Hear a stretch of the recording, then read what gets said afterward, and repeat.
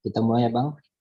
Sebelum kita mulai, mari kita baca doa terlebih dahulu. Doa dimulai. Bismillahirrahmanirrahim.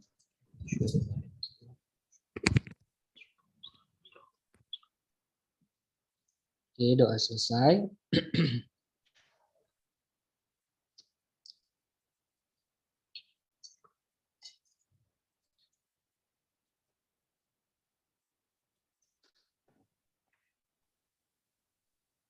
Oke, kita bahas tentang sindroma nefritik. Nah, ini Bang. Jadi pengantarnya dulu. Ada 3 jenis nanti yang akan mirip-mirip keluhannya Bang. Yang pertama sindroma nefrotik. Nah, ini secara singkatnya nanti kita bahas lebih dalam karena pertanyaannya di soal itu lebih ke patofisiologi, kemudian gambaran mikroskopiknya sama tata laksananya. Untuk gejalanya hampir-hampir mirip semuanya Bang. Kalau sindroma nefrotik, ingat aja singkatannya H2OP. Suara Fikri dengar Bang? Kalau nanti suaranya putus-putus bilang ya Bang? Iya. H2OP. H yang pertama itu hiperkolesterol. Jadi memang di dalam tubuhnya terlalu banyak kadar kolesterolnya terlalu tinggi. Nah, ditambah dengan kekurangan albumin, penurunan albumin. Albumin serumnya menurun. O-nya adalah udema anasarca. Jadi pasiennya mengeluhkan bengkak-bengkak di seluruh tubuhnya. P yang terakhir adalah proteinuria yang masif. Nah, proteinurianya kalau untuk sindroma nefrotik itu nanti di atas 3,5, di atas 3,5 mg per hari.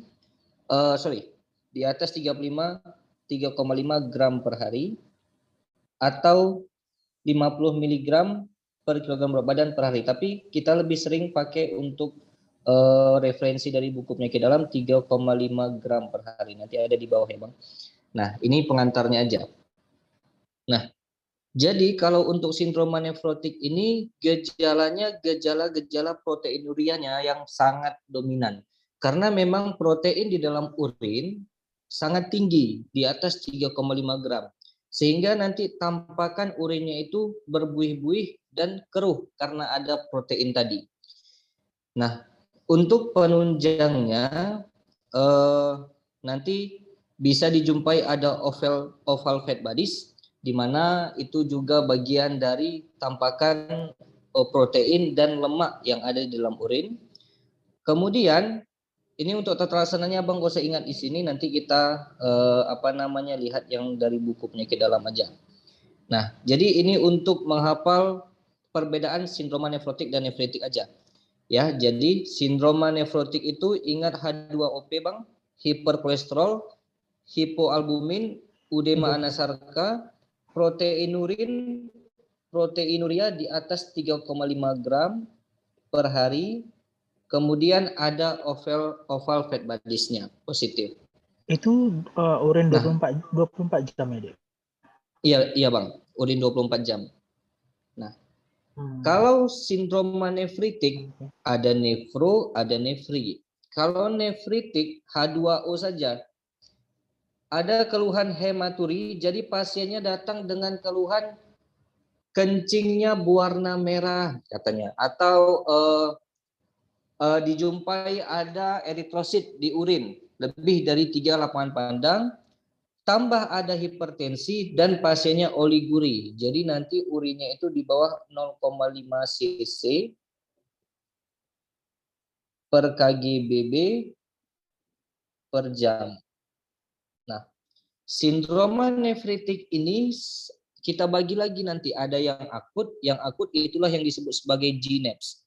Glomerulonefritis akut post streptokokal. Ini yang paling sering kalau untuk yang akut. Kalau yang kronik ada banyak lagi sebenarnya, salah satu yang paling sering itu Buerger disease karena masalah imunoglobulin A. Nanti ini kita bahas satu-satu, kenapa GNAPS bisa menyebabkan sindroma nefritik, kenapa IgA nefropati bisa menyebabkan sindroma nefritik. Artinya sindroma nefritik dan nefrotik masalahnya sama-sama di ginjal. Di mana? Di glomerulus. Makanya namanya itu nanti kejadiannya nefro dan nefri sama-sama memperlihatkan adanya glomerulonefritis. Ya. Jadi apa itu sebenarnya glomerulonefritis? Glomerulonefritis itu sebenarnya gabungan dari sindrom nefritik dan sindrom nefrotik. Jadi mereka semua tergabung di dalam glomerulonefritis. Nah, karena mekanismenya sama-sama peradangan pada glomerulus. Nah, untuk glomerulonefritis itu sendiri merupakan tanda adanya peradangan atau infeksi awal dari glomerulus yang disebabkan paling sering penyebabnya itu toksin dari Streptococcus beta hemolyticus grup alpha. Nah, mekanismenya dia memakai hipersensitivitas tipe 3, di mana nanti di sini ada kompleks antigen tambah antibodi yang mengendap di glomerulus, kemudian mengaktifasi komplement, terjadilah yang namanya peradangan di sana. Nah, jadi kalau untuk glomerulonefritis ini sering sekali ada riwayat ISPA sebelumnya katanya. Pasiennya memiliki keluhan nyeri tenggorok, batuk-batuk sebelumnya.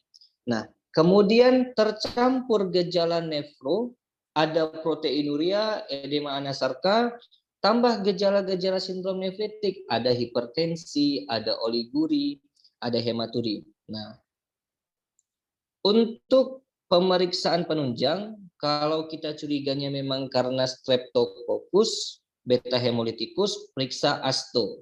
Ya, anti Streptococcus titer O, anti streptolisin titer O.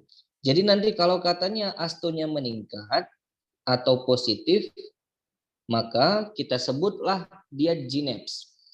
Nanti dari pemeriksaan urin tetap hasilnya sama-sama diperlihatkan adanya oval fat bodies. Nah, jadi sebenarnya kapan sih kita katakan dia GNAPS, glomerulonefritis akut post streptokokal? Ketika ada gabungan gejala dari sindroma nefritik ditambah sindroma nefrotik, kemudian di soal ada dia bilang riwayat ISPA, atau di soal astonya positif atau meningkat, atau adanya penurunan komplement C3. Ini baru kita katakan sebagai GNAPS. Jadi kata kuncinya kalau untuk GNAPS, gejala-gejala glomerulonefritis gabungan nefro dan nefri, ada riwayat ISPA, astonya positif, kemudian ada komplement yang menurun, tepatnya komplement C3. Selain ISPA, Bang, bisa juga infeksi kulit. Ya, infeksi kulit ini karena bakteri namanya Pyoderma. Nah, jadi infeksi di kulit itu penyebabnya dua. Bisa Staphylococcus, bisa Streptococcus. Kalau dia Streptococcus, akan bisa komplikasinya menyebabkan nanti glomerulonefritis akut post streptokokal. Nah, oke, ini pengantarnya aja. Nanti untuk tata laksananya kita lihat yang di buku penyakit dalam, lebih enak abang menghafalnya karena ini untuk UKM PPD. Jadi nanti berbeda referensi. Satu lagi nanti ada glomerulonefritis proliferatif. Ini jenis dari glomerulonefritis, klasifikasi dari glomerulonefritis. Nanti ini kita bahas satu-satu. Ini kurang lengkap ya, Bang. Di bawah nanti yang lebih lengkap. Jadi di sini Fikri mau nunjukkan ke abang bahwasannya nefro dengan nefri berbeda. Ketika digabungkan nefro dan nefri, jadilah dia glomerulonefritis. Oke, sekarang kita bahas yang sindroma nefrotik dulu. Nefrotik, sindroma nefrotik merupakan gejala penyakit yang ditandai. Jadi penyakitnya itu di mana? Di glomerulus. Penyakitnya ada di glomerulus. Tandanya tadi H2OP, hiperkolesterolemi,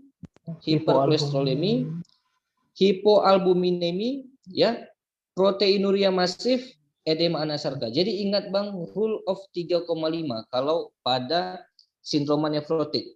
Proteinurianya per hari lebih dari 3,5 gram per hari. Albumin di dalam serumnya menurun kurang dari 3,5 gram per hari. Jadi sebenarnya yang dibuang di dalam urin itu paling lebih banyak si albumin. Makanya albuminnya bisa menurun karena semuanya kebanyakan albumin akan dibuang melalui urin karena ada proteinuria yang masif tadi. Nah, satu lagi ada lipiduria. Nah, jadi nanti bisa ada lipid di urin, makanya nanti dijumpai ada oval fat bodies. Nah, untuk klasifikasi dan penyebab sindroma nefrotik ini sangat banyak. Nah, jadi kan sindroma nefrotik ini sebenarnya kan diagnosisnya, judulnya itu sebenarnya sindrom. Kalau sindrom berarti ada kumpulan gejala. Di mana proses yang terjadi di dalamnya adalah peradangan pada glomerulus. Jadi kita bedakan ada glomerulonefritis peradangan pada glomerulus yang primer dan ada peradangan pada glomerulus yang sekunder. Yang primer nanti kita bagi ada GNLM, glomerulonefritis lesi minimal, ada glomerulosclerosis fokal segmental, ada GNM, glomerulonefritis membranosa, membranoproliferatif, dan proliferatif yang lain. Kalau yang sekunder, kalau yang sekunder ini disebabkan oleh keadaan-keadaan yang lain. Contohnya karena infeksi. Infeksi bisa karena HIV, hepatitis B, hepatitis C, keganasan bisa karena adanya penyakit-penyakit penyakit autoimun seperti lupus atau rheumatoid arthritis. Ada menggunakan obat-obatan anti steroid. Nah, obat-obatan inflamasi non steroid. Kemudian penyakit-penyakit yang lain yang paling sering nanti ini amyloidosis. Nanti kita ada buat pembahasan khusus amyloidosis karena amyloidosis ini lumayan sering keluar soalnya, Bang. Nah, jadi yang Fikri biru-birukan ini sering keluar di soal ya, Bang. Nanti penyebab-penyebabnya. Paling sering ini nanti virus hepatitis B dan hepatitis C. Oke, jadi untuk si sindroma nefrotik tadi kan klasifikasinya ada yang primer, ada yang sekunder. Nah, ini yang primer. Glomerulonefritis lesi minimal. Nah, di mana sering terjadi pada anak-anak, 90% pada anak-anak usianya di bawah 10 tahun dan sangat jarang terjadi pada dewasa. Nah, biasanya penyebabnya itu tidak diketahui atau penyebabnya karena NSAID. Ini ada soalnya nanti, Bang. Kalau Abang jumpai ada keluhan-keluhan sindroma nefrotik, kemudian dia ada memakai NSAID, kemungkinan besar itu yang glomerulonefritis lesi minimal. Nah, atau ada limfoma Hodgkin. Limfoma Hodgkin nanti gejalanya ada pembengkakan pada kelenjar getah bening, biasanya di leher. Nah, nanti kita ada pembahasan tersendiri, ada yang limfoma Hodgkin, non Hodgkin, ada limfoma Burkitt's, ya. Nah, kemudian kalau kita periksa mikroskopiknya, MC ini mikroskopik, normal dia, Bang, karena lesinya minimal. Kemudian dari MIF, ini MIF sebenarnya. MIF itu mikroskop imunofluorescence, tidak dijumpai ada imunoglobulin. Artinya tidak ada campur tangan antibodi imunoglobulin di sana. Kalau kita periksa menggunakan mikroskop elektron, nanti ini ada singkatannya semua di bawah, Bang. MC itu mikroskopik, MI itu mikroskopik imunofluorescence, ini mikroskopik elektron. Kita lihat adanya hilangnya food processes. Jadi di dalam glomerulus itu kan ada kayak kan glomerulus itu kayak ini kan, Bang, kayak saringan dia. Nah, dia kan fungsinya menyaring darah, kemudian darah yang tersaring itu akan lolos ke bawah, inilah nanti yang akan menjadi urin. Nah, oke. Saringannya ini fungsinya apa? Saringan di glomerulus ini menahan protein. Fungsinya adalah menahan si protein supaya protein jangan sampai lolos. Kalau dia lolos nanti proteinnya pergi ke dalam urin. Itulah yang disebutkan proteinuria. Nah, ketika ada kerusakan glomerulus berarti kerusakan saringannya. Salah satu kerusakan paling sering itu adalah kerusakan saringannya. Saringannya jebol, maka proteinnya akan ikut turun ke bawah. Nah, jadi food processes ini salah satu komponen dari penyaringnya tadi. Jadi hilangnya food processes dan sel epitel visceral glomerulusnya juga hilang. Nah, jadi yang Fikri pesan di sini nanti abang ingat faktor resikonya bang. Kalau dia minum NSAID atau limfoma Hodgkin, kemungkinan nanti dia lesi minimal. Minimal. Kemudian ada kemudian ada glomerulosklerosis vokal dan segmental. Nah, ini paling sering terjadi pada dewasa. Kemudian klinisnya, nah, proteinuria yang masif, hipertensi, hematuri, dan ada gangguan fungsi ginjal. Ini nanti ada soalnya, Bang. Kalau misalnya ada gangguan fungsi ginjal, artinya nanti gangguan fungsi ginjal nggak dibilang belak-belakan di soal, tapi dia buatnya ureum meningkat, kreatinin meningkat, berarti sudah ada gangguan fungsi ginjal. Jawabannya glomerulosklerosis vokal dan segmental. Nah, atau bisa juga dicetuskan oleh sekunder, keadaan-keadaan yang lain seperti HIV, nefropati, kemudian adanya injury glomerulus sebelumnya. Nah, bisa juga disebabkan oleh NSAID atau bisa juga disebabkan oleh karena obesitas yang berat. Nah, satu lagi untuk mendiagnosisnya secara pasti kita lihat dari pemeriksaan mikroskopisnya.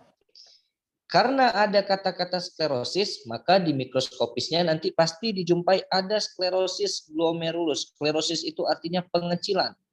Ya, glomerulusnya menyempit pada segmen tertentu atau kapiler-kapiler di glomerulusnya tertutup, obliterasi, atau dindingnya kolaps. Nah, kemudian bisa juga nanti dijumpai adanya hialinosis, ya, tumpukan hialin yang terdiri dari IgM dan komplement 3.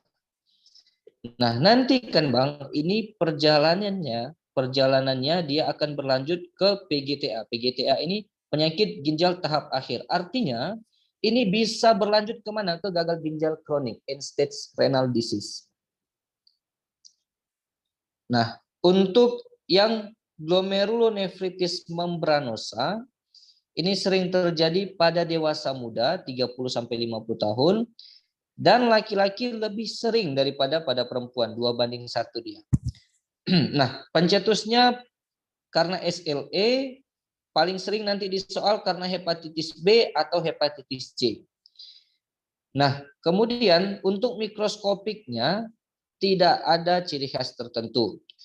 Nanti yang ada ciri khas di mikroskopik immunofluorescence. Dijumpai adanya tumpukan atau deposit dari imunoglobulin G, komplement 3 pada dinding kapiler, dan ada gambaran spike, seperti spike, ya. Nah, ini juga nanti ujung-ujungnya bisa menyebabkan PGTA. Jadi MBG ini singkatan dari membranous glomerulonefritis, ya Bang. Oke. Nah, kemudian amyloidosis. Amyloidosis ini sering terjadi pada lansia. Kemudian penyebab faktor risikonya biasanya karena ada inflamasi kronik seperti RA, osteomielitis. Ada dua jenis amyloidosis renal, ada yang AL ini yang primer, ada yang AA ini sekunder. Nah, nanti kita bahas memang kalau amyloidosis ini agak sedikit rumit karena di sini ada yang light chain. Nah, kayak gitu dia. Nanti kita bahas pembahasan khusus. Untuk yang sekunder nanti dijumpai ada amyloid A. Kalau pada yang primer nanti dijumpai ada amyloid yang light chain. Nah, jadi ada tumpukan protein namanya amyloid di dalam ginjal. Itu nanti bisa menyebabkan kerusakan pada ginjal juga. Oke, jadi tabel ini nanti Bang yang Fikri biru-birukan ini dihafal mati karena nanti soalnya seputaran-seputaran ini Bang.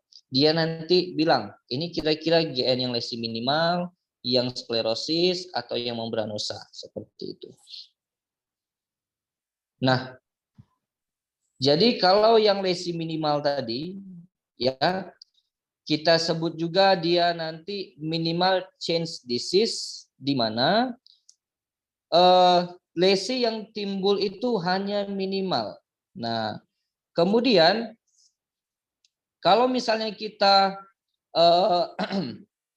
kita periksa ya, nanti akan dijumpai kadar C3 dan IgM yang rendah.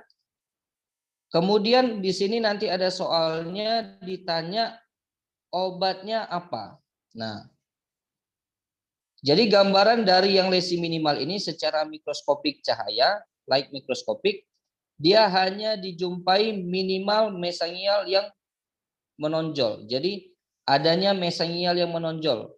Nah, pada gambaran mikroskopiknya. Oke, dan pada pemeriksaan mikroskop elektron nanti dijumpai adanya pendataran pada food processes. Jadi sama seperti ini ya Bang. Nah, jadi dijumpai pendataran atau hilangnya si food processes. Jadi sebenarnya intinya yang ini. Nah, untuk glomerulonefritis yang lesi minimal, nah ini nanti dihafal ada soalnya.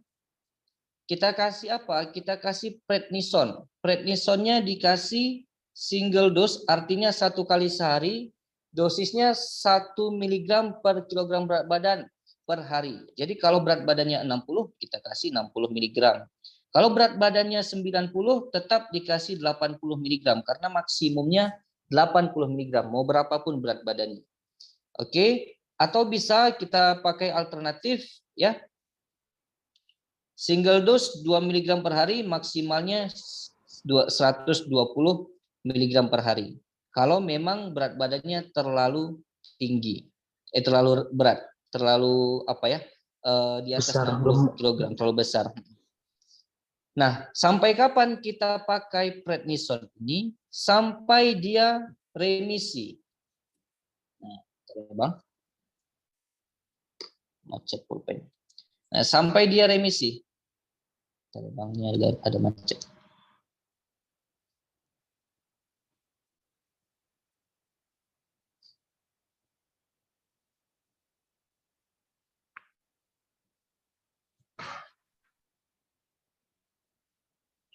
Oke, sampai udah berkurang gejalanya semuanya, keluhannya. Nah, maka ya kita akan kurangi. Nah, sampai dia remisi minimal 4 minggu, maksimal 16 minggu. Jadi penggunaan obatnya minimal 4 minggu, maksimal 16 minggu. Setelah dia remisi, maka kita lakukan tapering off dalam 6 bulan secara bertahap. Jadi nggak boleh dihentikan tiba-tiba karena nanti bisa menjadi krisis adrenal, bisa menjadi Addison disease, ya macam-macam komplikasinya. Oke, nah ini yang di bawah obat-obat yang bisa digunakan sebagai pengganti steroid. Nah, jadi obat-obat ini obat-obat yang kita ambil efek sampingnya dengan yaitu menekan sistem imun, ya imunosupresan. Oke, sampai di sini Bang, ada yang mau ditanya? Masih belum deh. Oke, yang ini agak berat memang pembahasannya Bang, karena memang terlalu banyak patofisiologinya. Tapi memang patofisiologinya itu keluar semua. Jadi dan keluarnya itu betul-betul bahasa buku sama yang kayak kemarin-kemarin. Jadi sebenarnya sindroma nefrotik ini masalahnya di proteinurianya. Ya, ada 3 jenis proteinuria pada sindroma nefrotik. Ya, yang pertama ini secara keseluruhan ya Bang. Proteinuria yang terjadi di dalam ginjal ada 3 jenis mekanismenya. Yang pertama mekanismenya dari glomerular. Artinya masalahnya di glomerulus. Inilah yang terjadi pada sindroma nefrotik. Yang kedua, bisa terjadi masalahnya di tubular. Artinya glomerulusnya aman. Nah, protein tadi menembus atau bisa mencapai urin pada saat di fase tubular. Yang ketiga, karena overflow, karena memang aliran dari darah ya terlalu kencang. Contohnya pada hipertensi. Nah, ini juga termasuk ke dalam overflow. Oke. Jadi proteinuria yang glomerular yang kita bahas di sini karena yang paling berhubungan dengan sindroma nefrotik. Kalau tubular dan overflow ini tidak terjadi pada sindroma nefrotik. Jadi proteinuria glomerular disebabkan karena meningkatnya filtrasi makromolekul yang melewati dinding kapiler glomerulus. Nah, karena meningkatnya laju filtrasinya, hal ini mengakibatkan kelainan pada podosit glomerular. Podosit ini nanti gambarnya dia kayak gurita, Bang. Nah, kayak pedikel gurita, sehingga nanti podosit ini akan meliputi menyebabkan retraksi, tertariknya food processes atau terjadinya reorganisasi dari slit diafragma. Nah, jadi podosit ini dia ada kaki-kakinya ya seperti gurita. Karena terlalu terlalu terjadi kelainan, maka dia akan menarik si food processes. Makanya pada yang lesi minimal tadi, hilangnya food processes atau mendatar dia, hilang atau mendatar pada yang lesi minimal. Nah, kenapa kalau ini terjadi gangguan, kenapa rupanya? Nah, kita tahu sistem filtrasi di glomerulus ini ada 3 bagian, terdiri dari 3 lapisan. Lapisan pertama itu si endotel. Jadi pertama sekali ada endotel, kemudian di lapisan kedua ada membran basal. Kemudian lapisan ketiga itu ada epitel podosit. Nah, podosit ini merupakan lapisan yang paling terluar. Oke. Ketika dalam keadaan yang patologis, dalam keadaan yang kelainan, ya, podosit ini sangat mudah berubah bentuk dia. Dia akan berubah bentuk seperti food processes effacement yang terjadi pada yang lesi minimal tadi. Atau bisa juga dia membentuk pseudokista, bisa menjadi membesar dia hipertrofi, atau malah terlepasnya si membran basal tadi, membran basal glomerulus terlepas, dan bisa juga epitel-epitelnya itu atau endotelnya mengalami apoptosis. Nah, apa yang terjadi pada sindroma nefrotik? Pada sindroma nefrotik, maka yang terjadi adalah si food processes-nya effacement, ya, sehingga terjadilah proteinuria yang masif. Oke, dalam keadaan yang normal, membran basal glomerulus tadi dia fungsinya adalah sebagai penghalang untuk molekul-molekul yang berukuran besar dan molekul-molekul yang bermuatan listrik. Nah, untuk apa? Untuk fungsinya adalah mencegah kebocoran protein. Kalau si membran basal glomerulus ini terganggu, maka bisa juga menyebabkan terjadinya sindroma nefrotik. Oke. Nah, jadi kan protein yang keluar ini kita bagi nanti ada yang selektif, ada yang non selektif. Ya, berdasarkan ukuran molekul yang keluar. Ukuran yang molekul yang selektif terdiri dari protein-protein contohnya seperti albumin. Kalau yang non selektif, molekul-molekul yang lebih besar lagi. Kalau albumin tadi masih kita katakan molekul yang kecil dalam hitungan protein. Kalau yang non selektif, yang keluar itu lebih besar lagi. Contohnya imunoglobulin, imunoglobulin A, imunoglobulin G, M, E, dan lain sebagainya. Nah, pada glomerulonefritis lesi minimal, yang terjadi baru proteinuria yang selektif. Artinya, yang kita jumpai di urinnya itu hanya albumin. ya, yang berukuran kecil saja. Patofisiologinya tadi udah kita singgung, masalahnya di food processes dan di sel epitel food process dan di sel epitel visceral glomerulus, dan terlepasnya sel-sel dari membran basal glomerulus. Nah, sehingga nanti muatan negatif pada membran basal akan menurun, sehingga si membran basal ini tidak bisa lagi menahan si albumin. Akibatnya albumin akan lolos ke dalam urin. Oke. Kalau pada focal segmental glomerulosclerosis, si FSGS tadi, patofisiologi utamanya adalah kerusakan dan kehilangan si podositnya. Jadi podositnya lah yang rusak. Ya. Kerusakan podosit ini akan memicu apoptosis dan terlepasnya podosit dari membran basal glomerulus. Sehingga nanti akan dipanggillah, karena udah apoptosis, dipanggillah sitokin-sitokin, ya, mediator-mediator inflamasi, sehingga nanti akan menimbulkan kerusakan yang lebih parah lagi. Terjadi stres mekanik di sana dan polaritas di daerah glomerulusnya akan menurun.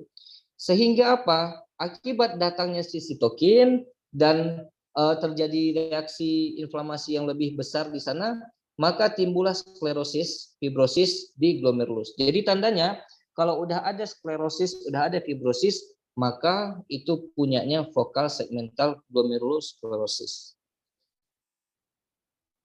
Nah, pada glomerulonefritis membranosa, kerusakan yang terjadi adalah pada membran basal glomerulus, karena kerusakan yang terjadi karena adanya endapan kompleks imun di subepitel. Jadi kompleks imun ini terdiri dari antigen dan antibodi, di mana kompleks imunnya itu yang paling sering terdeteksi adalah C5b9.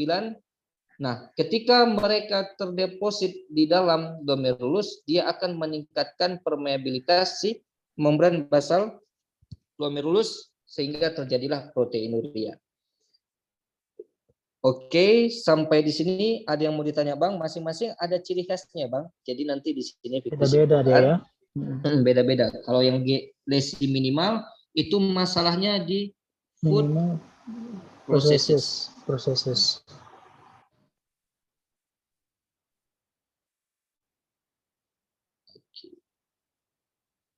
Oke.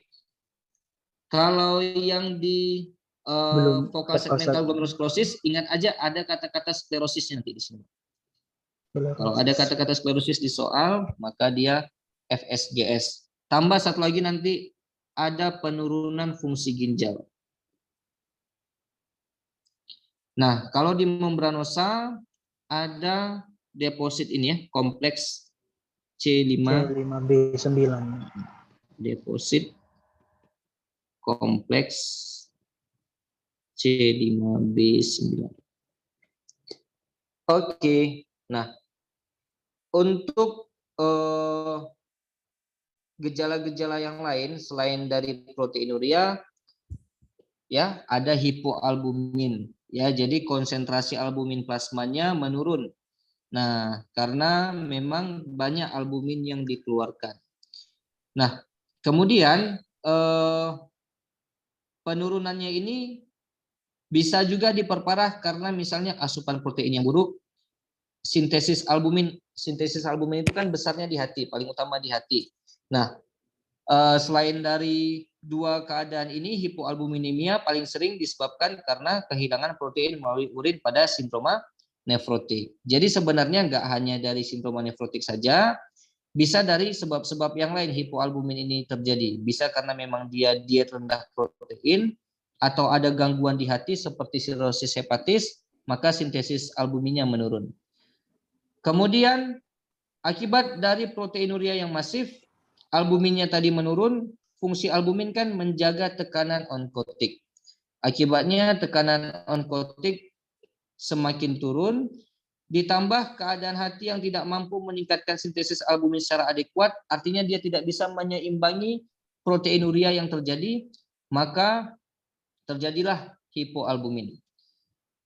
Oke, diet tinggi protein dapat meningkatkan sintesis albumin hati, tetapi dapat mendorong peningkatan ekspresi albumin melalui urin. Jadi sebenarnya kita serba salah nanti di sini tata laksananya. Pada orang sindroma nefrotik kan cocoknya dia kekurangan albumin. Ya udah kita kasih diet tinggi protein. Tinggi protein ya kan Bang.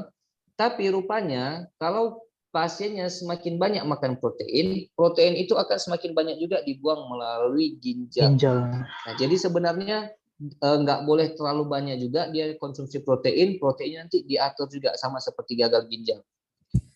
Nah, untuk hipoalbuminemia dapat juga terjadi akibat peningkatan reabsorpsi yang dan katabolisme albumin di tubulus proksimal. Ya, jadi ini faktor-faktor lain yang bisa menyebabkan hipoalbumin, tapi paling sering kalau misalnya memang dia sindroma nefrotik, paling sering itu karena kehilangan melalui ginjal. Nah, edema pada sindroma nefrotik ya, ini nanti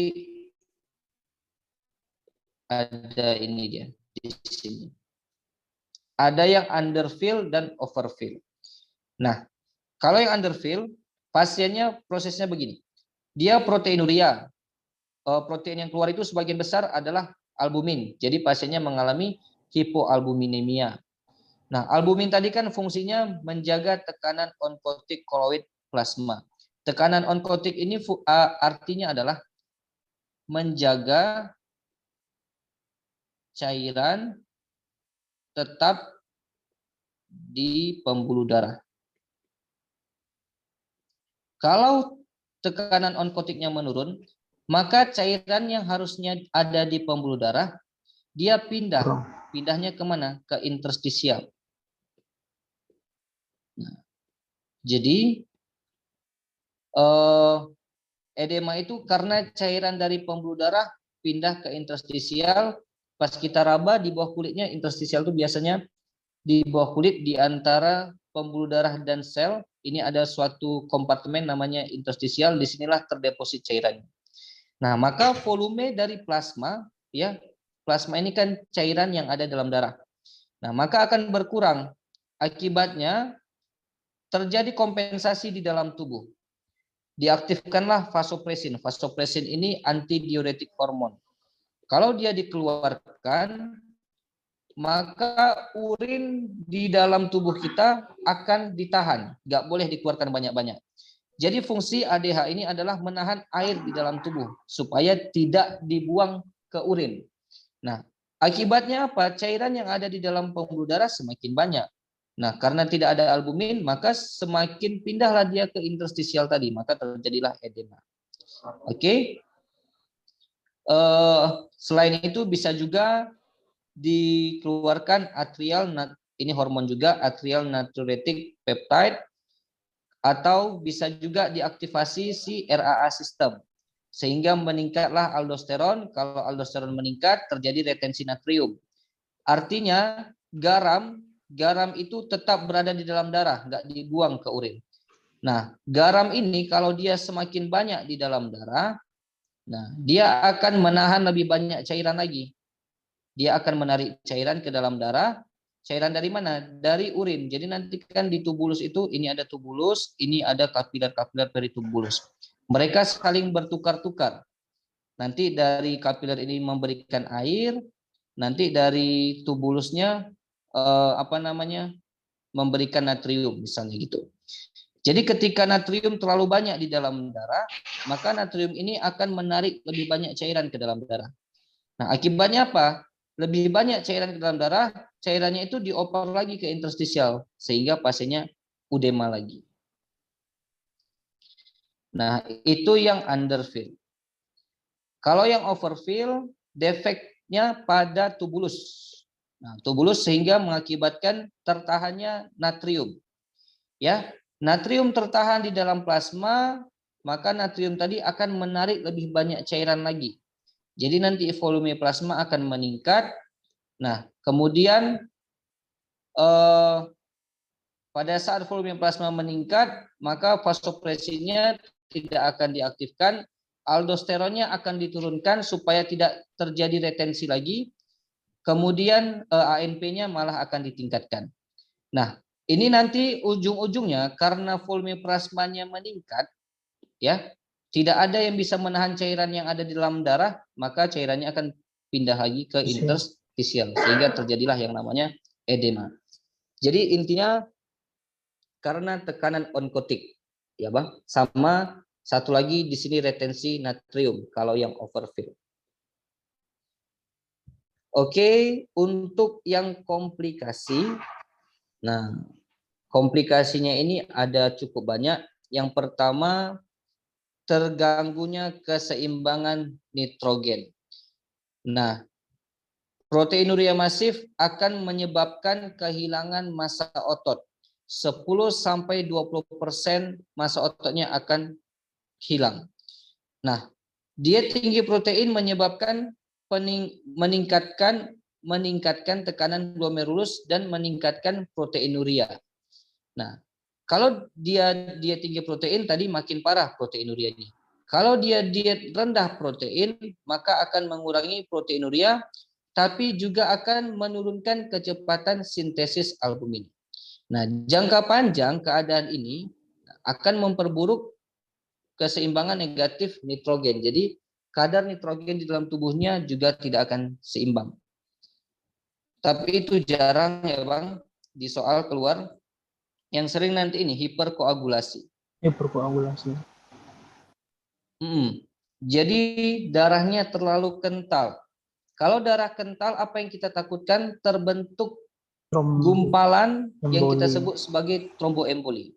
Nah, tromboemboli ini sering terjadi pada sindroma nefrotik akibat koagulasi di dalam pembuluh darah yang meningkat karena kadar protein koagulasinya terganggu dan agregasi platelet meningkat. Selain itu, aktivitas fibrinogen meningkat, aktivitas fibrinolisis menurun, dan diperberat dengan pasiennya imobilisasi. Pasiennya hanya bisa terbaring saja di tempat tidur, atau ada faktor-faktor risiko yang lain seperti infeksi, atau hemokonsentrasinya meningkat. Jadi nanti karena volume plasmanya menurun, nanti kan hematokritnya meningkat.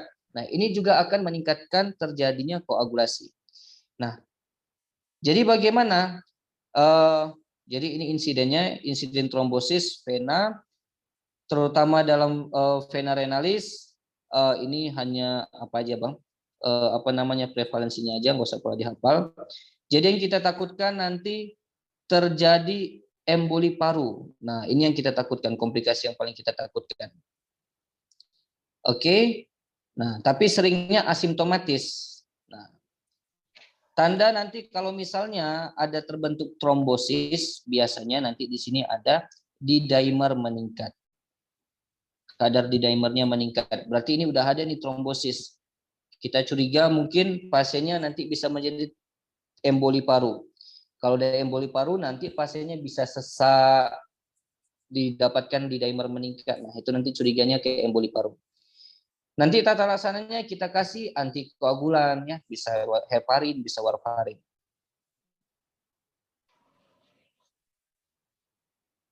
Oke, kemudian hiperlipidemia dan lipid urea. Pada sindrom nefrotik, ya, terjadi respon hiperlipidemia yang dicetuskan oleh tekanan onkotik plasma yang menurun. Nah, oke, jadi nanti yang meningkat itu siapa? LDL, VLDL, trigliserida, kemudian lipoprotein dan penurunan HDL. Nah, lipiduria berkaitan dengan proteinuria. Maka sering sekali dijumpai adanya akumulasi lipid pada urin, dijumpai juga ada debris cell dan cache. Inilah yang kita sebut sebagai oval fat bodies dan fatty cache. Nah, makanya salah satu tanda dari sindrom nefrotik tadi ada lipid urea di sana. Nanti di soal dia bilang ada oval fat bodies dan fatty cache. Oke. Nah, kalau metabolisme kalsium dan tulang ini sama seperti gagal ginjal kemarin. Jadi kan Bang, ginjal ini banyak sekali fungsinya. Salah satunya, fungsi ginjal ini adalah mengaktifasi vitamin D. Nah, oke. Jadi vitamin D yang terikat protein diekspresikan melalui urin. Kadar vitamin D ya 25 OHD ini dan 1,29 OH2D akan turun, sedangkan kemudian nanti kadar vitamin D bebasnya cenderung tidak terganggu. Nah, pasien yang mengalami sindroma nefrotik ini cenderung terjadi hipokalsemia di sana akibat adanya hipoalbuminuria. Nah, kenapa? Karena kalsium ini, beberapa kalsium ada yang berikatan dengan albumin. Nah, kalau albuminnya menurun, maka secara bersamaan kalsium juga akan menurun. Oke, tapi ini tidak terjadi terlalu signifikan ya. Karena kalau nanti misalnya fungsi ginjalnya masih normal ya, ini bisa diperbaiki. Jadi ini nggak usah pala diperhatikan kali ya Bang, komplikasi yang ini. Oke, kemudian efek metabolik lain dari sindroma nefrotik. Jadi memang ginjal dan tiroid itu sering berhubungan, ya. Nah, kenapa? Karena di sini salah satu yang terjadi gangguan adalah kehilangan TBG, thyroid binding globulin. Ya, dia akan dibuang melalui urin. Nah, TBG ini kan termasuk ke dalam protein. Protein apa? Protein yang mengikat si hormon tiroid. Oke. Jadi dia si TBG ini akan dibuang melalui urin dan akibatnya terjadilah penurunan hormon tiroid, ya, tiroksin menurun. Nah, akibatnya nanti terjadi gangguan-gangguan pada hormon tiroid. Nah, oke. Kemudian selain dari gangguan pada hormon tiroid, bisa juga terjadi gangguan pasiennya mengalami anemia karena defisiensi EPO. Kan di ginjal itu dia mengeluarkan eritropoietin juga. Oke. Kemudian untuk infeksi, nah kalau infeksi ini kaitannya nanti dengan terbentuknya kompleks imun ya Bang. Nah, oke, ada terbentuknya kompleks imun atau pasien dengan sindroma nefrotik ini akan mudah terinfeksi juga karena adanya defek imunitas humoral. Artinya imunoglobulin ini kan termasuk ke dalam proteinnya kan Bang? Iya. Imunoglobulin ini kan termasuk ke dalam protein, tapi protein dengan molekul yang besar. Nah, jadi kalau misalnya protein-protein ini ikut terbuang, imunoglobulin G, imunoglobulin A, gamma globulin, ikut dia terbuang ke urin, maka sistem imun si pasien akan menurun. Maka terjadilah defek imunitas humoral. Oke? Nah, atau dari tempat yang lain seperti edema. Edema ini merupakan tempat yang sangat disukai oleh bakteri. Jadi bakteri sangat suka berkoloni di edema tersebut. Atau terjadi gangguan sistem komplement akibat proteinuria. Jadi selain dari imunoglobulin, komplement juga dibuang dari protein. Kemudian akibatnya komplement ini kan salah satu sistem imun yang bisa mengaktifasi imun kita untuk melawan infeksi. Akibatnya nanti ujung-ujungnya semuanya pasiennya mudah terinfeksi. Nah, yang terakhir pasti gangguan fungsi ginjal. Nah, jadi dua kemungkinannya pasiennya bisa gagal ginjal akut atau gagal ginjal kronik. Kalau gagal ginjal akut, ya, penyebabnya itu karena penurunan volume plasma atau setelah dia sindroma nefrotik dia menjadi sepsis atau ada edema intraren. Oke, kalau gagal ginjal kronik dari sindroma nefrotik bisa menyebabkan penyakit ginjal tahap akhir, semua sindroma nefrotik kecuali yang GN lesi minimal. Kalau yang GN lesi minimal ini jarang dia menjadi PGTA. Nah, Progresivitasnya kapan sih kita katakan dia menjadi gagal ginjal kronik? Jadi kita katakan awalnya ini sindroma nefrotik, kemudian sekarang dia udah gagal ginjal kronik. Apa patokannya? Patokannya itu bila proteinurianya lebih dari 5 gram per hari. Ini ada soalnya nanti ya Bang. Jadi kalau dijumpai proteinuria lebih dari 5 gram per hari, kita sebutlah dia sebagai gagal ginjal kronik sekarang. Oke. Enggak 3,5 lagi ya? Ya, kalau di atas 3,5 dia sindroma nefrotik ya kan, Pak? Kalau seandainya dari Nanti 5 ada rupanya udah kita rawat beberapa hari, dijumpai kita periksa lagi proteinurianya lebih dari 5. Kalau udah lebih dari 5 berarti dia udah gagal ginjal kronik sekarang, bukan kronik lagi ya. sindroma nefrotik. Oke. Nah, untuk tata laksananya semua yang ada risiko ke komplikasi itu kita bisa lakukan tata laksana. Jadi pengobatannya itu terdiri dari pengobatan spesifik, spesifik artinya penyebabnya, dan non spesifik. Non spesifik mengontrol proteinuri, edema, dan mengobati komplikasi.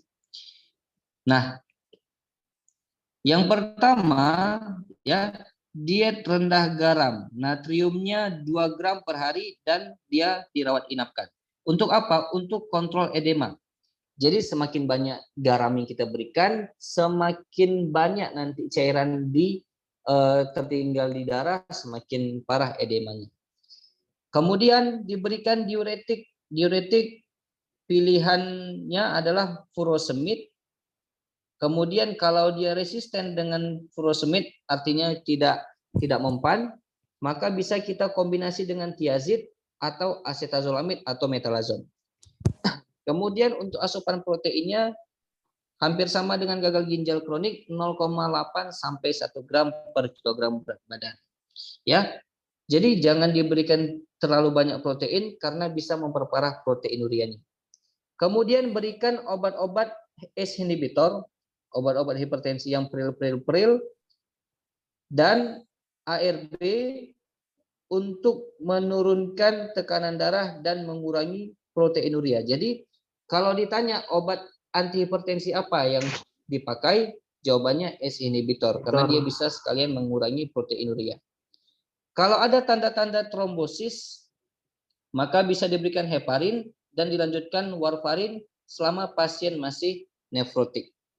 Nah, karena dia bisa menyebabkan hiperlipidemia tadi kan Bang, hiperlipidemia, peningkatan kolesterol, VLDL, LDL dan lain-lain, penurunan HDL, maka bisa kita kasih obat-obatan golongan statin ya. Contohnya simvastatin, pravastatin dan lovastatin. Jadi obat anti kolesterolnya yang terpilih golongan statin. Oke, sampai di sini ada yang mau ditanya, Bang? Nanti belum nih, Dek.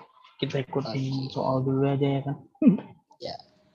Coba ini kira-kira kalau ini seorang perempuan berusia 18 tahun datang ke polipenyakit dalam dengan keluhan bengkak pada seluruh tubuh sejak 2 bulan. Tidak didapatkan keluhan mual, sesak napas ataupun lemah badan. Pada pelvis didapatkan tekanan darah baik, frekuensi nadi bagus, napas agak sesak 24 kali per menit, tem bagus. Dari pemeriksaan urin didapati protein 3,7. Rencana tata laksana selanjutnya yang tidak tepat ya. Berarti kalau kita lihat di sini dari diagnosa bisa kita lihat ini sindrom nefrotik karena dia nggak ada kenapa sindrom nefrotik, Bang? Nggak ada hematuri ya kan? Nggak ada hematuri. Baru satu lagi proteinnya di atas 3,5. Itu yang menentukan sindrom nefrotik, Bang. Kalau nanti belum di atas 3,5 berarti dia bukan sindrom nefrotik. Jadinya kata kuncinya di situ. Bisa sindrom nefritik, nanti habisnya kita masuk sindrom nefritik. Oh. Bisa glomerulonefritis biasa, bisa. Jadi harus di atas 3,5 gram per hari. Oh, gitu ya. Oh, berarti ini betul ya sindrom nefrotik jadi. Berarti oke. Yang A betul, diuretik furosemid betul, diet rendah garam betul, S katopril betul. Antikoagulan kalau memang nggak ada masalah ya nggak usah dikasih ya kan? Iya benar. Jadi tadi di sini kalau hanya kan kata-katanya jika ada trombosis. Kalau Iya, enggak, juga ada trombosis. Iya. Oke. jadi semuanya ini kalau kita lihat, Mm-mm. jadi nanti kalau misalnya abang buntu kali, ya kan, Mm-mm. apa ya, kalau misalnya ngeblank gitu ya kan bang, Mm-mm. ini berfungsi untuk mengurangi proteinuri, cocok. Diuretika juga untuk mengurangi udem, cocok. Odem. Nah, ini untuk mengurangi proteinuri, cocok. Ini juga mengurangi proteinuri. Jadi masalah pada sindrom nefrotik itu kan proteinuri, udem, anasarka. Itu sebenarnya concern utama kita. Jadi carilah pengobatan yang bisa mengurangkan itu semua. Kalau antikoagulan kan hanya dibutuhkan saja jika dibutuhkan. Nah, ini dia pembahasannya sama dengan yang di atas tadi ya Bang. Jika terjadi trombosis, makanya dimerahkan. Oke, lanjut. Ini. Oke. Berikut merupakan bagian dari patofisiologi terjadinya proteinuria pada sindrom nefrotik. Waduh, kecuali diabetik yang minimal pada podosit. Podosit ini betul ya tadi ya? Ya kan? Iya Bang, betul. Ini betul ya kan? Ya, podosit itu betul. Hilangnya muatan negatif bentar ya. Pada nefropati membranosa didapatkan endapan kompleks imun. Oke, yang D ini betul ini. Karena kan tadi kan C3, C komplement kan pasti akan menurun kan?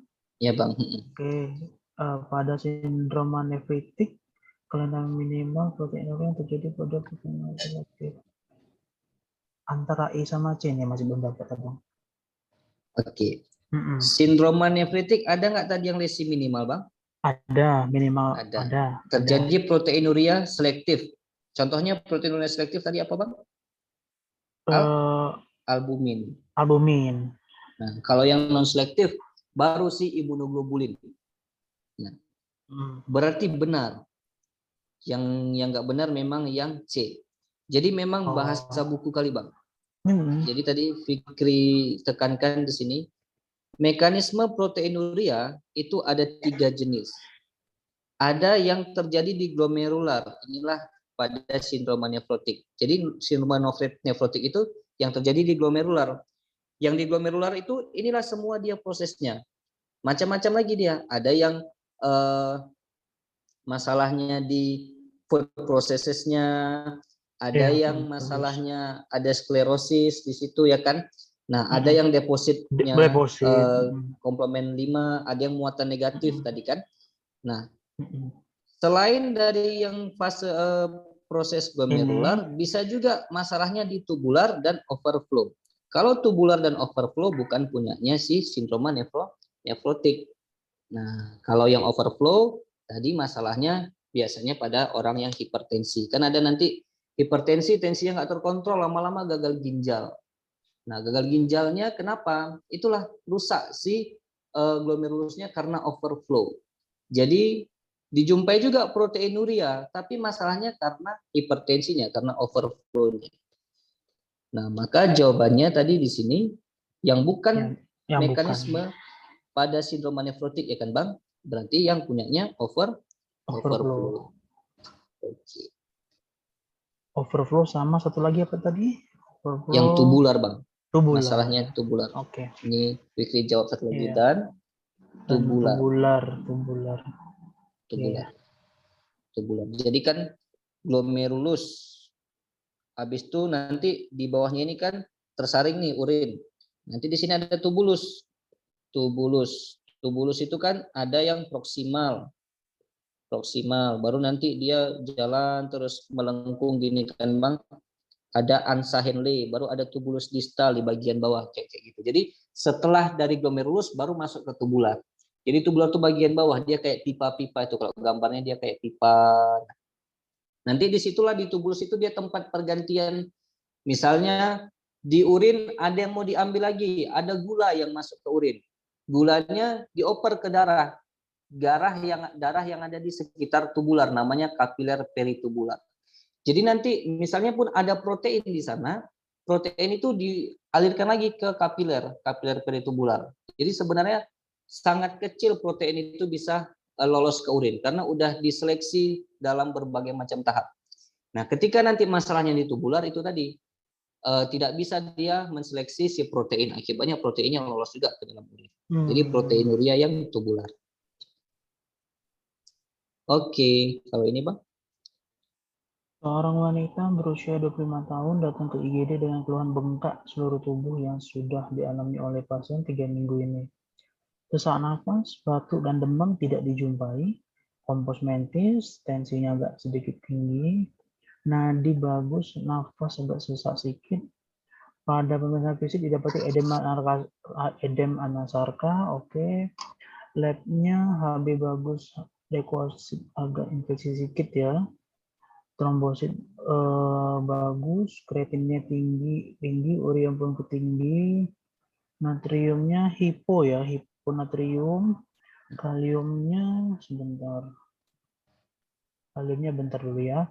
Akda ini masih bagus ya, masih bagus, saturasi bagus, albumin hipo, proteinnya positif 4, eritrosit 0-3, sebelumnya pasien sudah berobat ke dokter umum dan sudah diberikan furosemid, oke.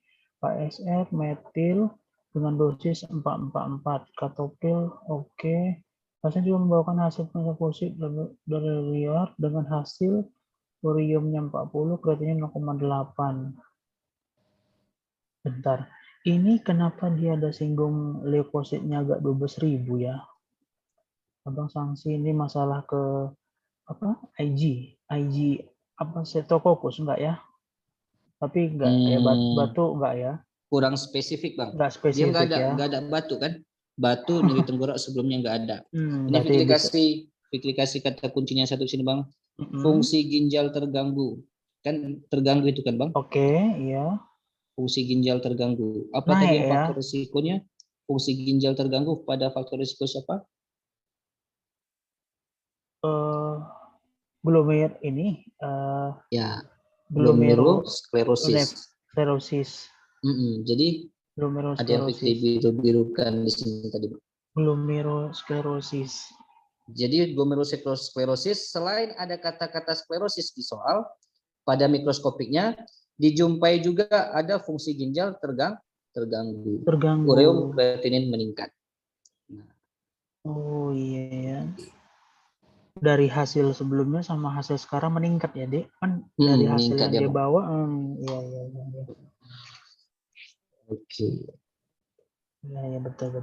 Memang agak rumit ini ya Bang, karena dia memang betul-betul pakai ini ya. Iya. Pakai patofisio, karena soal patofisiologi ini kayak gitulah Dek. Sulit, gampang sulit. Coba ke atas Dek, coba ke atas. Dosis 444. Abang goyang kali di situ tuh.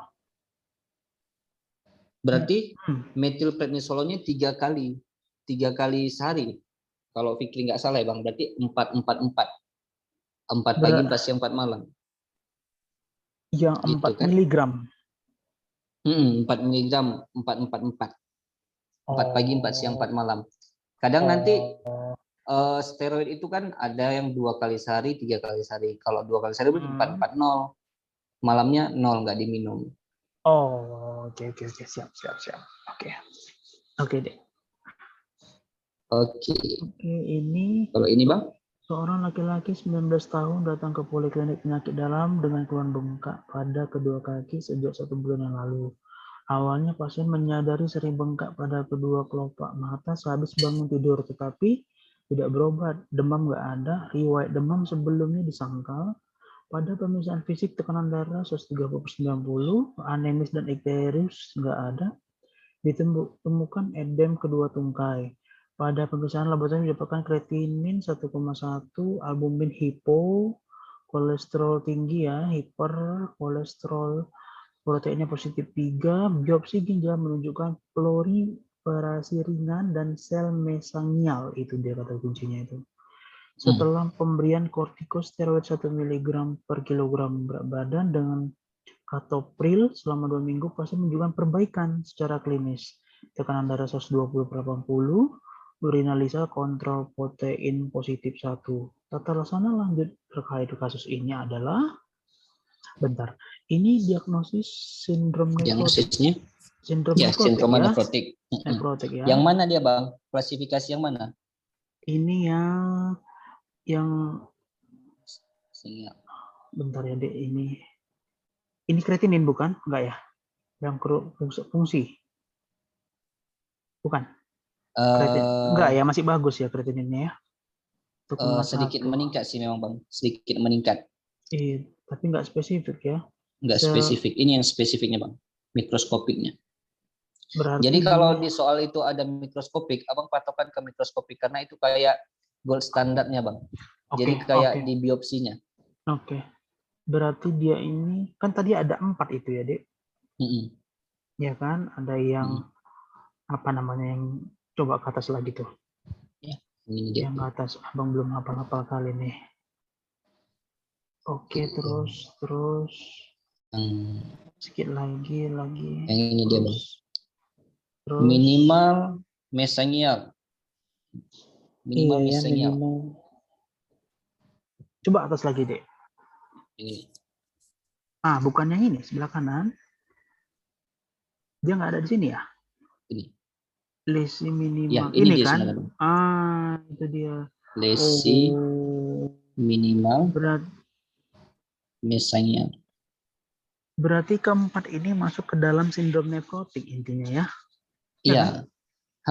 Jadi kan sindrom nefrotik itu masalahnya di glomerulus. Iya. Glomerulusnya mengalami peradangan, glomerulonefritis. Makanya klasifikasinya glomerulonefritis, lesi minimal, glomerulonefritis, sklerosis. Oke, atau ini tadi yang lesi minimal kalau ya kan. Kalau ini masalah fungsi kreatinin terganggu. Yang 3 pada Dek? Iya. Yang 3 ini. Yang ketiga yang membranosa. Ada SLE. Ada pencetus ya. Deposit IgG. Ya. Dicetuskan SLE, hepatitis B atau hepatitis C. Pada mikroskopiknya ada deposit IgG dan komplement 3. Oke, namanya apa nih? Coba kata sedikit. Membranosa. GNM. Baru amyloidosis, dia ada masalah kayak amyloid ya, kalau nggak salah ya. Ya, masalahnya di amyloidnya. Masalah nanti ada tumpukan amyloid di ya? ginjal. Nanti amyloid itu ada yang light chain, ada yang amyloid A yang terdeposit. Nanti kita bahas, ada pembahasan khusus karena lumayan banyak juga kalau amyloid. Iya. Nah, Oke. Jadi tadi ini dia, Bang. Dia bilang kan ini. Itu dia. Diberikan steroid prednison 1 mg per kilogram berat badan. Maksimumnya 80. Minimal 4 minggu, maksimal 16 minggu. Kalau dia udah, jadi kita disuruh pasiennya minum steroid itu minimal 4 minggu. Mau gimana pun minimal 4 minggu. Nah, walaupun nanti udah diberikan 16 minggu, belum juga ada perubahan, tetap maksimal 16 minggu. Nanti setelah itu tetap kita tapering off selama 6 bulan. 6 bulan turunkan sedikit-sedikit dosisnya. Turunkan 5 dulu boleh. Tadi di soal bagus deh ya. Ya kan? Iya, dia bilang udah ada perbaikan klinis. Berarti udah ada yang namanya remisi. Jadi kata-kata remisi di situ dilambangkan dari menunjukkan perbaikan secara klinis. Berarti kayak mana nih? Kita pertahankan berarti ya? Ya, berarti memang mau misalnya 2 minggu aja rupanya udah ada perbaikan klinis.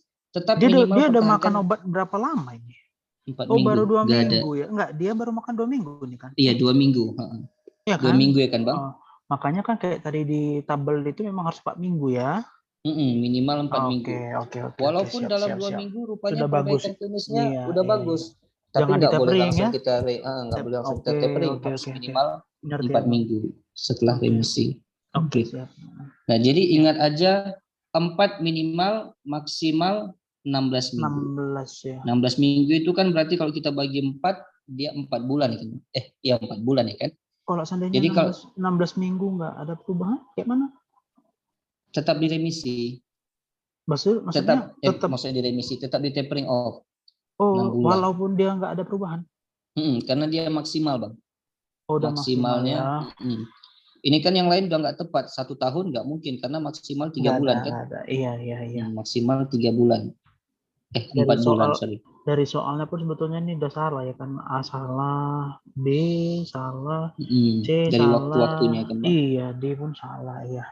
Nah, ini mungkin nanti kita paling terkecoh ke sini. Oh, udah remisi, langsung aja tapering off. Padahal minimal iya, harus betul. 4 minggu. Ya kan? Iya. Oke.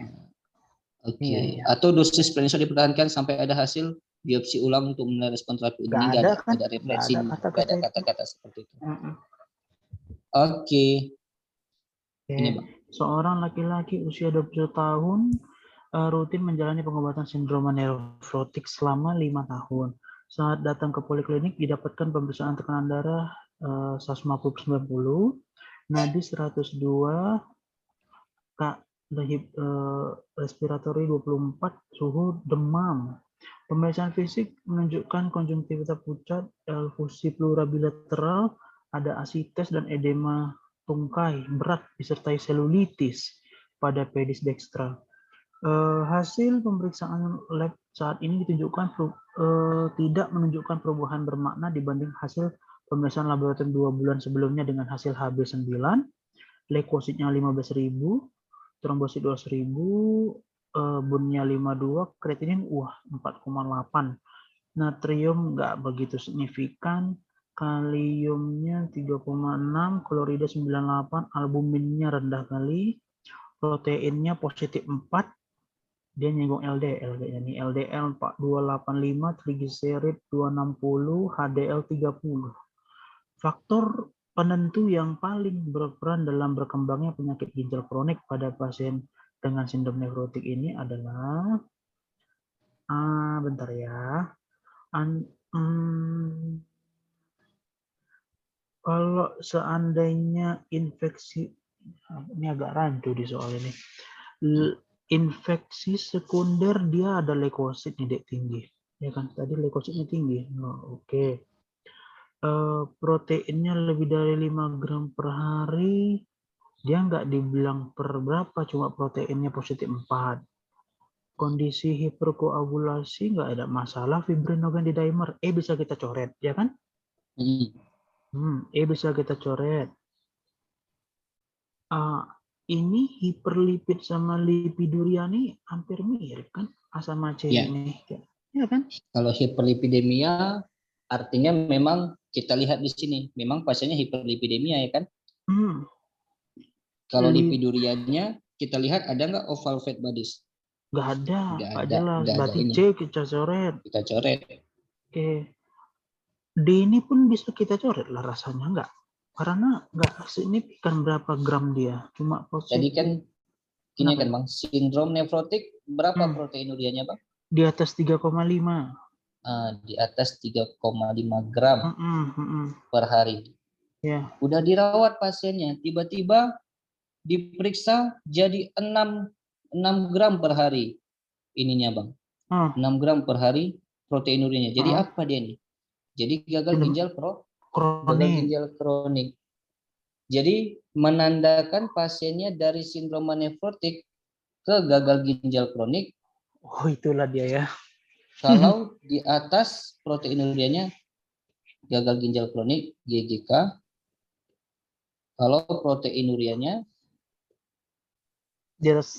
di atas 5 gram per hari. Jadi mungkin kita nanti terkecohnya dari kreatinin atau ureum, padahal kita lihat dari proteinuria. Karena tadi di sini kan ada tadi di sini yang kita bahas. Berarti itulah jawabannya ya, 5 gramnya. Itu jawabannya. Dari maksudnya makin ngeri, berbahaya ya dari sindrom nefrotik ke gagal ginjal yang ada tuh tadi, yang di atas lagi. Tuh. Ini. Itu tuh gangguan fungsi ginjal. Mana lewat tadi dek? Tadi coba naik. Mana tadi? Ini gangguan fungsi ginjal dekat sini. Iya di komplikasinya dia. Ada tadi tuh. Di komplikasi. Coba bawah. Ini dia. Ini. Tuh. Tuh dia. Oh, ada ya. Iya, yang 5 gram per Gagal hari. ginjal kronik dikatakan gagal ginjal kronik dari sindroma nefrotik ke PGTA kalau dijumpai protein urianya lebih dari 5 gram per hari. Iya, Oke. jelas sekali ya. Nah, kalau hiperlipidemia ini nanti berperan menjadi glomerulosclerosis. Jadi kalau yang dia tanya misalnya dirubah. Kalau nanti pasiennya menentukan Nggak cantik pasiennya soalnya deh. Nggak berisiko mungkin itu. kurang cantik ya, berarti yang ini Nggak nanti cantik. paling sering. Pasti Ya, itu. lebih dari 5 gram ya, Bang. Ya kan, Cocok, nggak cocok. cocok. Glomerulonephritis nggak mungkin orang tuh buat soal kayak gitu. Tapi Oke, ya. sip. Ini kayaknya kan, Bang, soalnya sering ulang nggak ini, Bang? Bisa jadi. Bisa jadi ya. Mudah-mudahan Amin, nanti amin, kita amin. doanya mudah-mudahan soal yang kita Amin, bahas ya. itu berulang. Amin. Amin. Oke, Iya. sampai di sini Bang, dia mau tanya. Sampai ini belum deh. Belum. Oke. Ini glomerulonefritis. Masih sanggup Bang sedikit lagi Bang? Boleh. Biar berhubungan kan, biar maksudnya enggak, biar tahu bedanya nanti. Oh ini glomerulonefritis, oh ini sindroma nefrotik. Nah jadi tadi kan glomerulonefritis ini ya gabungan antara SN nefri dengan nefro. Nah, jadi penyakit inflamasi atau non-inflamasi. Ya, jadi bisa karena inflamasi, bisa juga karena yang bukan inflamasi. Pada glomerulus, nah, menyebabkan permeabilitas pada glomerulusnya berubah dan terjadi perubahan struktur dan fungsi glomerulus. Nah, GN, glomerulonefritis, ada yang primer, ada yang sekunder. Kalau primer, memang asalnya sebelumnya dia ada penyakit ginjal. Kalau yang sekunder, dari penyakit-penyakit sistemik yang lain, bisa DM, SLE, bisa multiple myeloma. Multiple myeloma nanti ini ada singkatannya, old crab, nanti kita bahas. Ada itu di home berarti ya? Di ya, di hemato nanti Bang, di hemato. Hemato. Bisa juga di home, ya di hemato ya kan Bang. Home itu hemato kan? Iya, di hemato kan. Sama amyloidosis. Nah, ada dua mekanisme dari si glomerulonefritis ini. Yang pertama, adanya sistem imun yang bersirkulasi. Nah, jadi kompleks imun yang bersirkulasi. Yang kedua, terbentuknya deposit kompleks imun. Nah, jadi intinya sama-sama karena kompleks imun. Kompleks imun itu terjadi biasanya karena ada infeksi, ada antigen, kemudian dihampiri sama antibodi. Antigen dan antibodi tadi membuat suatu kompleks imun. Kompleks imun ini tujuannya adalah untuk sel memori sebenarnya pertama. Tapi kompleks imun ini dia bisa mengendap, terdeposit di jaringan. Paling sering jaringan glomerulus, makanya terjadi glomerulonefritis. Nah, untuk molekul-molekul adesi ini sampai sekarang belum ada Fikri lihat soalnya Bang. Jadi ini nanti kalau sempat dihafal, kalau enggak gak usah hafal. Nah, etiologinya sebagian besar idiopatik memang Bang. Nah, kecuali ini kalau yang non infeksi. Kalau yang karena infeksi paling sering itu infeksi beta streptococcus, makanya ada namanya GNAPS, atau bisa juga disebabkan virus hepatitis C. Nah, atau bisa juga endapan-endapan dari bahan-bahan yang lain, presipitat dari molekul-molekul lain, seperti adanya endokarditis virus menyebabkan endokarditis, kemudian endapannya, presipitatnya pergi ke glomerulus, atau obat-obatan NSAID, nah zat-zat emas organik, heroin, siklosporin dan lain sebagainya.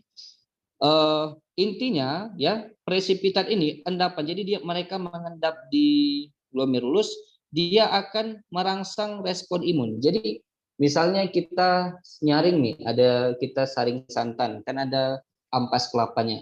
Ampas kelapanya itulah yang kita sebut endapan, presipitatnya.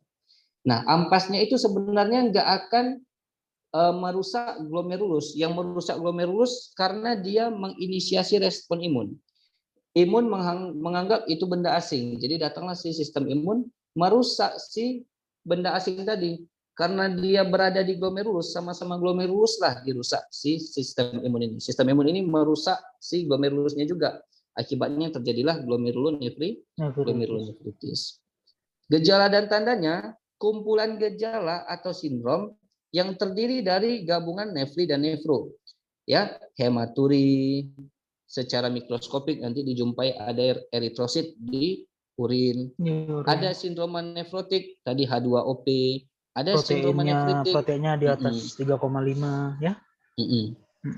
Ada glomerulonefritis yang progresif cepat dan kronik. Nanti ini ada tandanya khusus. Nanti kita bahas satu-satu.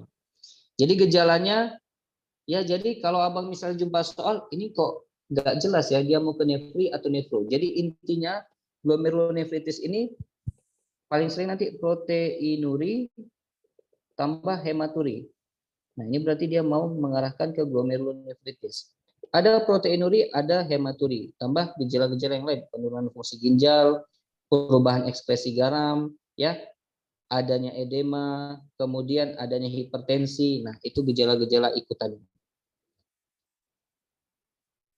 Oke, jadi untuk membedakannya, ingat kalau nefro tadi proteinurianya harus di atas 3,5 gram per hari.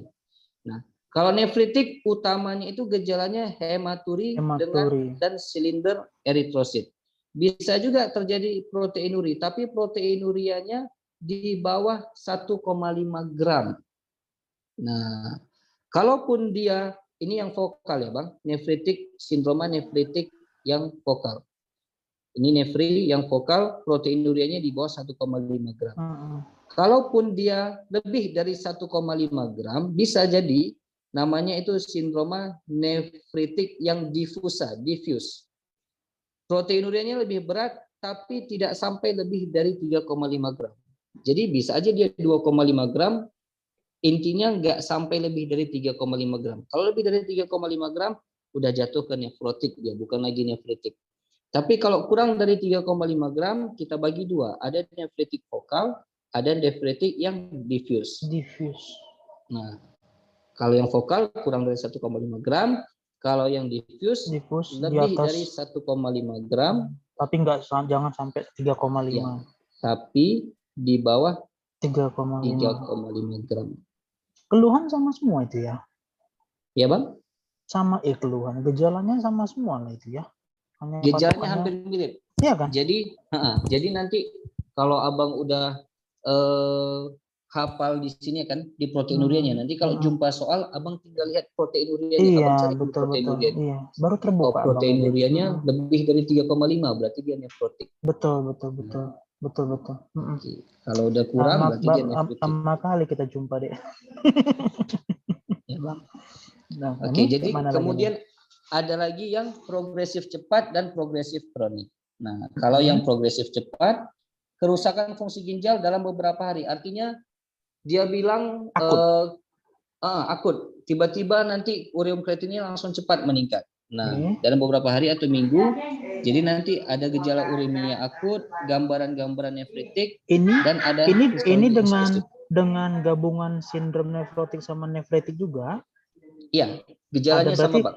Berarti ada hematuri juga dia. Ini. Ya, ada hematuri juga Bang. Ada hematuri, proteinnya di atas 3,5 dengan akut gitu. Dengan ada gagal ginjal yang akut, tapi nanti ada histologi spesifiknya dia Bang. Di sini nanti. Iya. Nanti ada yang histologi spesifik. Lebih spesifiknya ya. Kalau yang kronis, proteinurianya persisten. Ya, proteinurianya persisten, tapi di sini nggak ada patokan waktu, tapi nanti kalau ada patokan waktu bisa nanti kita tambahkan. Bisa disertai dengan hematuri dan penurunan fungsi ginjalnya lambat. Jadi persisten dalam beberapa bulan menetap dia Bang. Oke. Jadi proteinurianya bisa berbulan-bulan, kemudian diikuti dengan penurunan fungsi ginjal yang memang terjadi tapi lambat, bertahap-tahap dia Bang. Dalam 2 bulan berikutnya fungsi ginjalnya kita cek ureum kreatininnya baru meningkat. Tapi kalau yang progresif cepat dia dalam beberapa hari langsung meningkat urea kreatininnya, fungsi ginjalnya langsung terganggu. Nah, jadi nanti yang sering keluar klasifikasi yang ini dia, Bang. Iya, betul. Glomerulonefritis ditentukan berdasarkan gambaran histopatologis glomerulusnya, sama dengan si sindrom nefrotik tadi. Ada histopatologis glomerulus yang khusus. Bisa kita periksa pakai mikroskop elektron, ini yang tadi disingkat sebagai ME. Bisa pakai mikroskop imunofluoresen, ini yang disingkat sebagai MI atau MIF. Bisa pakai mikroskop cahaya, ini yang disingkat sebagai MC. Nah, jadi kita bagi menjadi dua dulu, ya. Ada yang glomerulonefritis non proliferatif, ada yang proliferatif. Sebenarnya sama dengan yang tadi, Bang, yang lesi minimal, ya kan? GNLM punyanya nefrotik, ini juga dia. Jadi sebenarnya mereka ini semuanya tumpang tindih. Ini tadi kita jumpai juga kan, Bang, di sindrom nefrotik. Jadi sebenarnya mereka ini seibu sebapak. Sama ya. Sama. Jadi gambarannya pun sama. Jadi GNLM ini sering pada sindrom nefrotik, memang bagian dari sindrom nefrotik. Intinya nanti kalau dijumpai ada food processes cell epitel, sel epitel visceral glomerulus, itu berarti punyanya GNLM. Kalau yang sklerosis vokal dan segmental dijumpai ada gangguan fungsi ginjal, sering disertai gangguan fungsi ginjal, sama kayak tadi yang urium kreatinin. Kemudian adanya hialinosis yang terdiri dari IgM dan komponen C3, dan sering sekali berkaitan dengan infeksi HIV, Bang. Jadi infeksi HIV punyanya glomerulosklerosis. Sklerosis. Kemudian ada GNMN, membranosa. Nah, ini penyebabnya sering idiopatik, tapi di soal sering dikeluarkan karena hepatitis B, hepatitis C, SLE, sama NSAID. Dan gambaran mikroskopik imunofluoresennya ada deposit imunoglobulin G dan komponen C3. Ini kok cuma 3 ya, Dek? Yang tadi ada 4. Yang amiloidosis, nggak masuk di sini, Bang. Oh, nggak masuk ya. Oh, oke. Itu nanti dia ada tersendiri dia. Iya, oke. Ini hati-hati ya, Bang. Ini kan sama-sama C3. Kalau punyanya glomerulosklerosis, IgM, punyanya membranosa, IgG ya, Bang. Bahaya kali ya. Oke. Kemudian glomerulonefrosis yang proliferatif. Nah, ada yang membranoproliferatif, GNMP.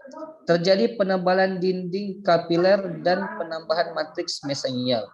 Nanti kan, Bang, di soal sering keluar yang ini, tram track appearance atau double contour appearance. Kalau udah Abang jumpai ada tram track double contour, namanya berarti punya yang GNMP. Glomerulomembranoproliferatif.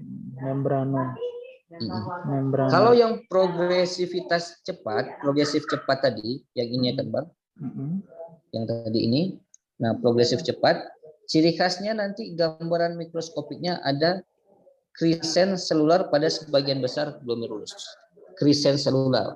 Nah, kemudian jenis yang lain, IgA nefropati. Peningkatan IgA lah ya, enggak? Ya, nanti ada deposit IgA dia, Bang. Ini nama lainnya Berger disease. Oh, Berger disease. Nah, sama mesangiopproliferatif, ini jarang nih. Kalau yang mesangiopproliferatif jarang, Abang lihat itu. Oke. Nah, ini yang paling paten ini. Nah, ini tadi sama. Intinya nanti Abang hafal yang penting-penting aja. Lesi minimal berarti dia food processesnya hilang. Ya. Food processes cell epitel visceral glomerulus.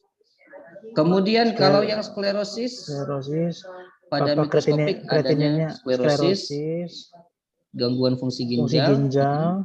Baru kalau seandainya membranous, dia ada satu penyakit kalau nggak salah, LS, hepatitis B ya kan, hepatitis C, makan enzyme. Tadi itu dia ada C3 sama IgG. Kalau membranoproliferatif dia ini double contour ya, itu ya, double contour, tram track itu udah pasti membrano, tapi hati-hati Dia C3 sama IgM kalau nggak ya. salah. Mana? Ya, Nah, dan IgM. IgM. IgM. Kalau progenesis cepat ini tadi apa crescent ya? Apa cepat dia? Yang akut. Present, ya. Crescent. Nah, Present. itu aja yang Oke, pentingnya. sip. Yang penting-penting aja Bang, ini Itu aja. dulu-dulukan aja. Itu aja yang Kalau baca. klinisnya semuanya hampir mirip. Nah, klinis hampir mirip ya Bang, rata-rata. Oke, jadi untuk diagnosis ya, kita anamnesis, pemeriksaan fisik pasti ada edema, asites, namanya edema anasarka, edema di seluruh tubuh. Nah, kemudian bisa nanti ada santelasma karena ada hiperlipidemia. Jadi santelasma ini nanti yang di mata itu Bang, yang nanti bintik-bintik adanya deposit lemak di bawah kulit. Saking banyaknya lipidnya, jadi dia bisa pergi ke bawah kulit, jadi terbentuklah santelasma. Kemudian laboratorium, pemeriksaan urinalisis sangat penting dilakukan. Untuk apa? Untuk melihat proteinuria, hematuri, silinder eritrosit, dan lain sebagainya. Kimia darah kita periksa profil lipid, KGD, albumin, dan lain sebagainya, termasuk fungsi ginjal.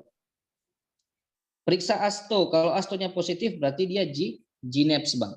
GNAPS. Kemudian cari infeksi bakteri, ada nggak di soal dia bilang infeksi HIV, hepatitis B, dan hepatitis C. Kalau bisa juga dilakukan USG ginjal.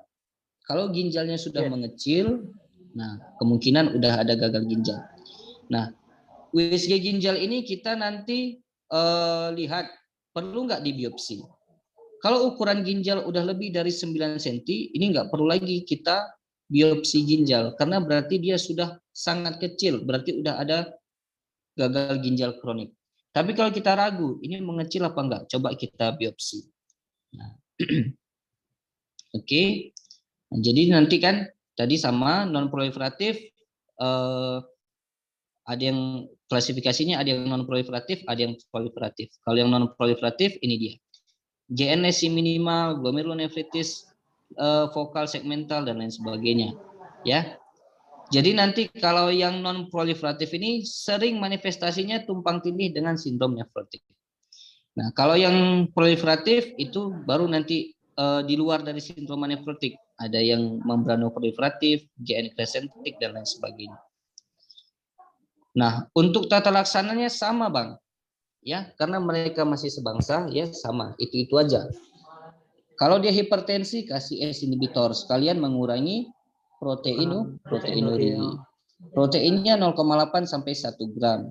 Prednisonnya diberikan 1 mg per kilogram berat badan dengan dosis maksimal 60 sampai 80 mg selama 6 sampai 8 minggu. Ini berbeda sedikit apa namanya? Kok beda deh ya? Apa namanya referensinya? Kok enggak 4 minggu? Ini berbeda sedikit referensinya. Jadi nanti inilah kita harus terka-terka kira-kira pakai referensi yang mana gitu kan. Nah, tapi kayaknya lebih pakai referensi yang tadi Bang, karena udah pernah keluar di soal kan. Iya. Jadi berarti mungkin lebih ngikut yang itu pakai KDJO tadi kalau nggak salah. Nah, kalau misalnya dia glomerulonefritis yang resisten, artinya resisten udah pernah dikasih steroid, tapi nggak remisi-remisi juga. Nah, udah maksimal 16 minggu, nggak remisi juga. Maka bisa Abang kombinasi dengan imunosupresif yang lain. Contohnya pakai siklofosfamid, klorambusil, ini merupakan obat-obat imunosupresif yang bisa dikombinasi dengan steroid. Atau pakai MMF atau pakai rituximab. Nah. MMF itu apa kepanjangannya? MMF ini ya Bang. Metro itu coba bukan? Metro enggak kan? Apa ya? MMF. Tapi kayaknya enggak lah. Siklofosfamid ini yang sering keluarnya sama rituximab. Kita tambahkan mycophenolate mofetil. Oh, mana tahu nanti keluar kan Bang. Pernah juga terbaca Bang itu mycophenolate mofetil. Mycophenolate mofetil. Oke. Nah, bisa juga nanti kan Bang yang keluar tata laksana spesifik. Ini tata laksana spesifik berdasarkan penyebabnya. Dari etiologi. Kalau misalnya dia bilang mau menurunkan tekanan darah pakai S inhibitor ya, atau ARB. Target tekanan darahnya di bawah 130/80. Pelajaran kita nih ya. Yang DM kan, yang ada komplikasi. Apa kemarin tuh? Targetnya kan harus lebih rendah ya, 130/80. Atau di bawah 125/75 bila ada proteinurianya lebih dari 1 gram per 24 jam. Nah, kalau proteinnya ini sama 0,8, kemudian kasih statin untuk kontrol lemak darahnya ya kan, Bang. Nah, ini nanti kalau untuk GNLM pengobatan prednisonnya 1 mg selama 6-8 minggu, kemudian tapering off setelah remisi komplit. Tapi ini kayaknya kita pakai yang tadi aja, Bang. Ini nanti buyar lagi hafalan kita ya. Yang nanti 4, cukup tahu aja. Oke. 4 mg kan? Oke.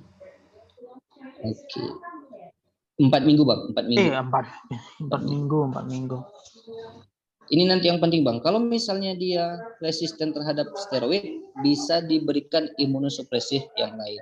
Imunosupresif yang lain contohnya ini, siklofosfamid, siklosporin, klorambusin, tadi lah ya. MMF itu tadi. Oke. Coba kita lihat soalnya, Bang. Ini kira-kira apa? Wanita 23 tahun datang dengan keluhan kencing berwarna kemerahan. Serta sedikit berbusa. Tidak ada rasa nyeri saat berkemih. Pada pempis didapatkan tekanan darah tinggi ya, 150/90. Nadi bagus, napas bagus, stem bagus.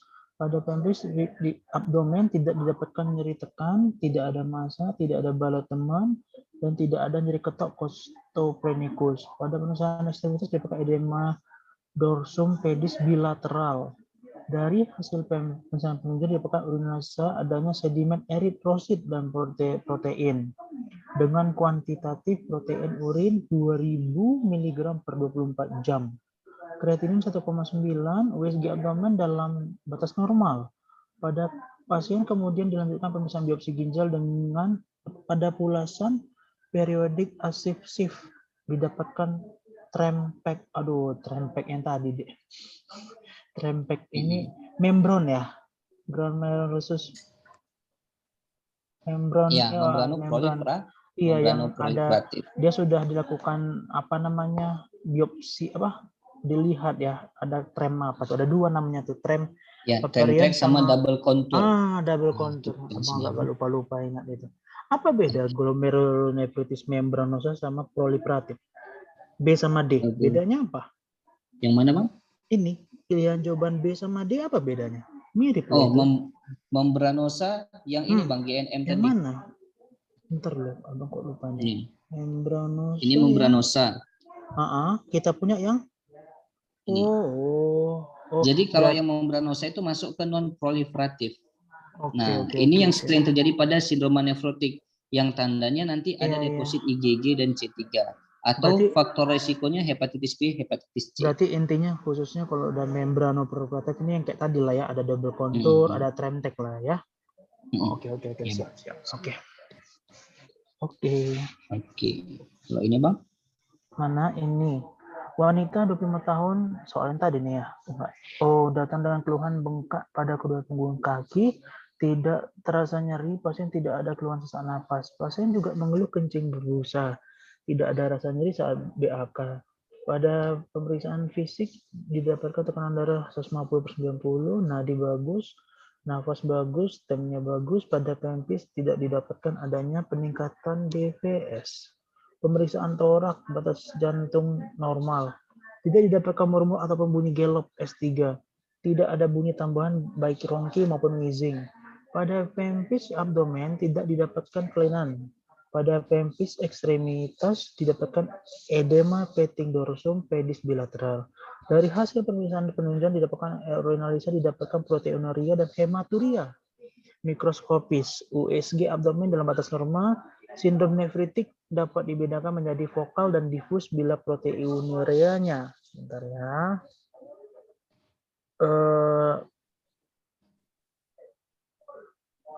Bila proteinurianya dia nefritik di bawah 1, enggak bentar ya. Dia patokannya Abang hafal 1,5 sama 3, jangan sampai lebih dari 3,5 gitu ya. Salah ya? Betul. Jangan sampai. Kalau sindroma nefrotik berapa tadi, Bang? Di atas 3, di atas 3,5. Berarti kalau di bawah 3,5 dia sindroma nefritik. Nefritik ada yang vokal, ada yang diffuse. Kalau bedakannya kenapa dia jawab D ya? 1,5. Kalau yang vokal dia di bawah 1,5. Gini cara menghafalnya. 1,5. Oke, buatkan mind mappingnya. Kayak mana? Cara buat menghafalnya gini. Jadi supaya sekali menghafal. Proteinuria yang harus Abang hafal, ingat pakai tangga dia. 1,5. 3 di atas 3,5. Ini di bawah 1,5. Oh, kita buat 4 ya. Ada yang di atas 5 lagi tadi kan? Iya kan di atas 5. Ya, di atas 5. 1,5 di atas sama dengan 3,5 di atas 5. 5. Oke. Satunya bos saya. Satunya ingat aja gram per hari ya, Bang. Enggak usah, kita aja angka. Kalau di atas sama dengan 3,5 berarti dia sindrom nefrotik.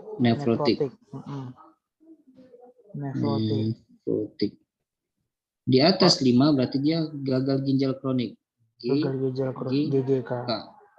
1,5 kita bagi 2. Ada yang di bawah 1,5, di atas 1,5.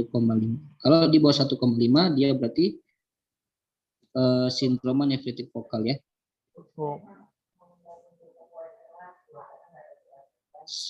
Vokal itu artinya berarti dia setempat aja, Bang, nggak diffuse. Nefritik vokal. Kalau yang ini diffuse. Kalau ini diffuse. Oh, dia minta tadi vokal. Oh, baru ngerti ya, Bang. Nefritik diffuse. Oke. Jadi nanti sekaligus Abang hafal semuanya biar enggak ketukar ya, Bang. Iya, ini dia paling paten. Sip. Oke. Ya, betul lah jawabannya, Bang. Oke. Ini, Bang. Seorang laki-laki berusia 24 tahun datang ke poliklinik dengan keluhan sesak nafas sejak 3 hari yang lalu. Pasien, Abang langsung tengok astonya aja tuh deh. Asto positif. Pasien pemeriksaan fisik didapatkan tekanan darah tinggi, nafas sesak, suhu nggak demam, piting edema, lab uriumnya tinggi, kreatinina pun tinggi, asto positif, protein positif 2, ada hematuri juga, genap sini ya. Ya kan? Genap. Ya kan, genap, 3 bulan, kreatinin 0,6. Setelah dilakukan biopsi ginjal didapatkan gambar histologi crescent seluler pada sebagian besar glomerulus. Abang jawab. Abang kalau pun jawab D itu tengok keluhannya cuma baru 3 hari. Jadi akut ya, Bang, buat bisa itu aja lah. Ya. Sama yang ini. Tadi ini kan memang tandanya untuk yang progresif cepat ya kan, Bang? Yang crescent. Oh, crescent ya. Oke. Ini, Bang.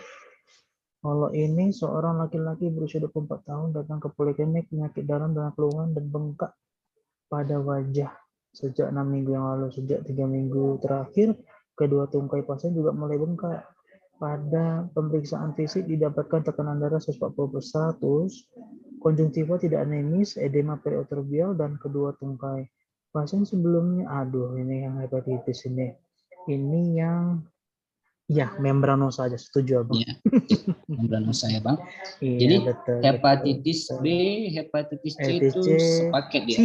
Sida lagi masalah. Yang sida apa ya? Ada juga hepatitis B, hepatitis C, ada yang HIV tadi, Bang. Di sindroma nefrotik. Nefrotik ya. Ada terdengar Abang tadi sida HIV. Yang HIV juga. Ya di sindroma nefrotik gitu. Membranasi, Bang. Oke. Sip. Ada yang mau ditanya Bang Sampai saat ini belum deh. Nanti kalau memang ada tanyaan nanti abang WA atau abang telepon. Oke. Kita ketemu hari Rabu lagi. Kapan lagi? Rabu. Sore boleh Bang. Sore. Oke. Rabu sore itu, ya Bang. Itu bahasa apa kita rencana? Insya Allah. Kira-kira apa Bang? Ini berarti nefro kita udah selesai ya? Iya kan? Kalau seandainya nefro ini udah selesai, iya kan Dek? Gimana menurut Adek? Belum. Udah lah itu aja kan? Itu aja kan Bang? Nefro kan? Yang abang kirim ke Adek itu bentar ya. Abang ambil buku dulu. Bentar. Ada nih buku cetak terus. Bentar. Udah semua Dek. Paling penyakit tubulo interstisial kan agak jarang nih itu. Gangguan keseimbangan air dan elektrolit pun agak sedikit. Krisis hipertensi pun udah termasuknya itu ya kan Dek? Ya, krisis hipertensi kemarin harusnya kita bahas juga di hipertensi kan? Kita singgung sedikit di kardionya aja. Kardio aja betul. Abang request lah. Abang request di home lah, Dek. Kalau nggak home kardio. Boleh. Boleh. Itulah abang sama sekali. Abang belum ada singgung sedikit pun home sama kardio. Masalah EKG, kardio sama home lah dua itulah. Terserah home dulu ya Bang. Home dulu ya. Boleh. Kalau boleh. Ini dia apa mau rencana? Home-nya paling banyak nih. Itu tuh. Mana?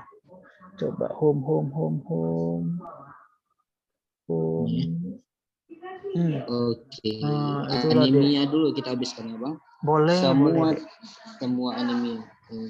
Ini kalau misalnya nggak bisa terbahas semua, ini anemia nanti kan kita bagi ada yang mikro, normo ya. Normo, makro. Yang itu kita bagi 3, mikro, normo, makro. Boleh. Bahannya ada Bang? Maksudnya ada, kalau nggak ada nanti dari buku. Oke, nanti kirimkan ya Bang. Nanti abang kirim kayak biasa. Yang apa aja tuh? Jadi semua anemia tuh lah ya. Pokoknya kalau semua bahan anemia Bang yang ada, kirimkan aja semua Bang. Nanti fikiri satu-satu kan. Sekalian mana tahu ada konsensus ya. Gitu. Cocok. Biar pembahasannya nggak terpecah-pecah. Boleh Bang. Oke, cocok. Oke Bang. Oke. Bang, makasih banyak. Mohon maaf atas segala kekurangan. Kita tutup doa ya Bang. Ya. Bang, mudah-mudahan rezekinya Bang. Amin. Amin. Dasar kita semua ya. Ya Bang. Ya. Assalamualaikum. Ya, Bang. Waalaikumsalam Bang.